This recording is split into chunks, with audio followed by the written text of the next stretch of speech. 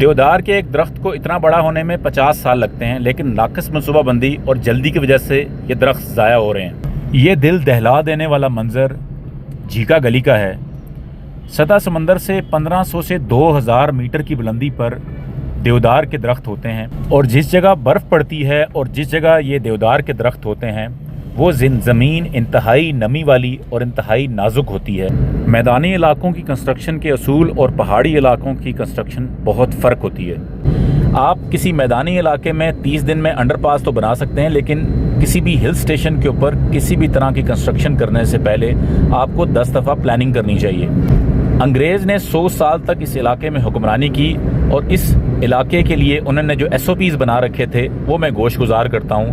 میری خواہش ہے کہ گورنمنٹ آف پنجاب کے ہائیسٹ آفیشلز کم از کم ان نکات کو ہی کھول کے پڑھ لیں، اور آئندہ کسی بھی طرح کی کنسٹرکشن کرنے سے پہلے اس کے بارے میں ضرور غور کریں۔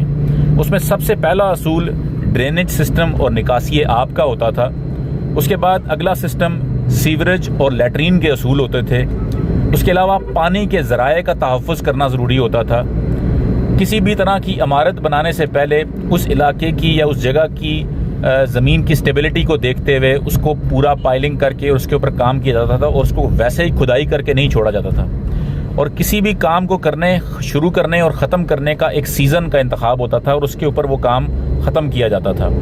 اس میں جنگلات کی فارسٹ کنزرویشن، جنگلات کا تحفظ تھا، اور سب سے بڑھ کے یہ کہ وہاں پر کنسٹرکشن مٹیریل یعنی کہ جو تعمیراتی مواد استعمال ہو رہا ہے وہ کتنا ماحول دوست ہے۔